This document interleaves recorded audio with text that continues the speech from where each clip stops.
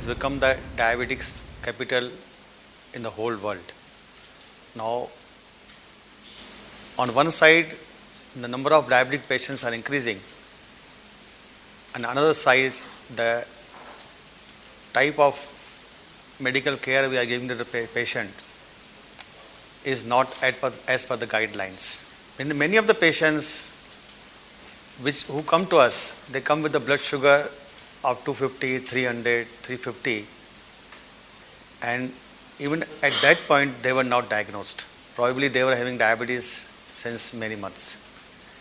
Many a times we see the report, patient having diabetes, and we see the older reports where sugars were fasting was 150, 120, and postprandial was 160, 170, and they were ignored.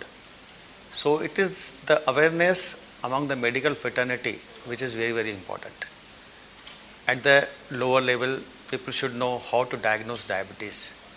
As we know, diabetes doesn't cause many symptoms. Type 2 diabetes doesn't cause many symptoms at the early stage, and people are asymptomatic.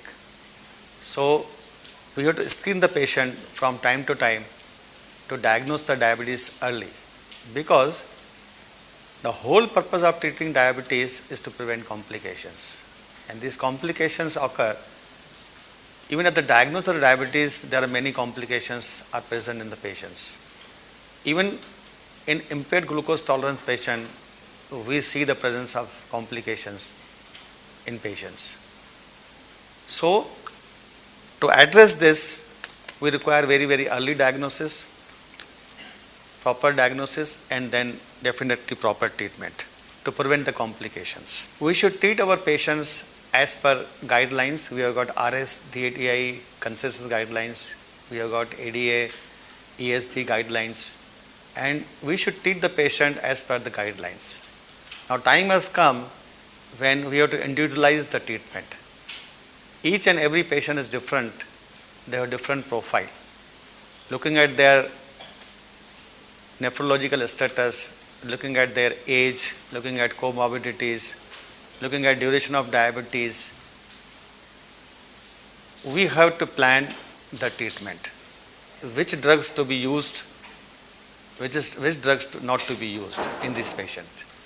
Say we cannot use metformin if on diagnosis our GFR is less than 45. Similarly, there are other complications. We will look at that and we have to plan the treatment, and accordingly we have to set the targets of A1C. Whether we have to keep the target of 8, 7.5, 7, 6.5 or less than 6.5.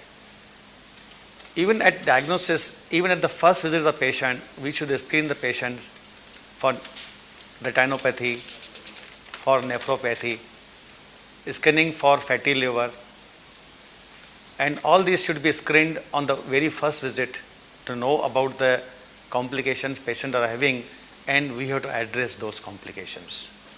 The planning is to address the ABC. We have to control the A1C, we have to control the lipid levels, and we have to control the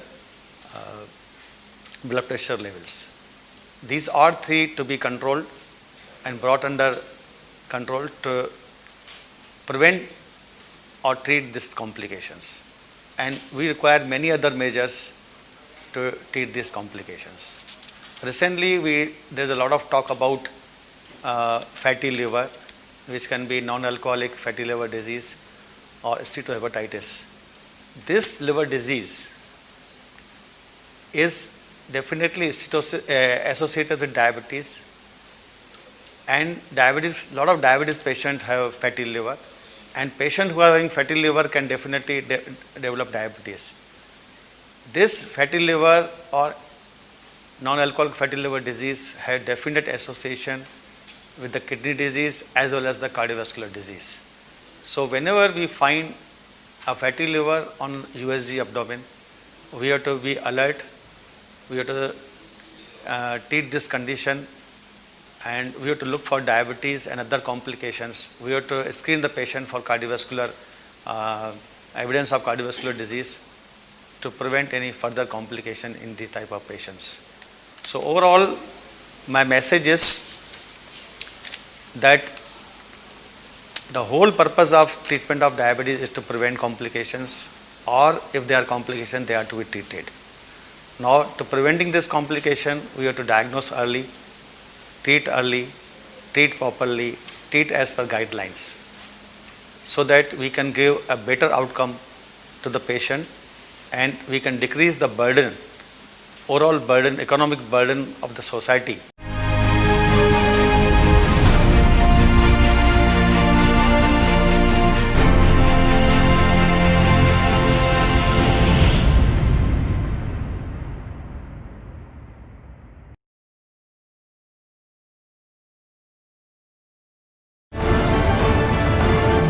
Insights from the world's best medical minds.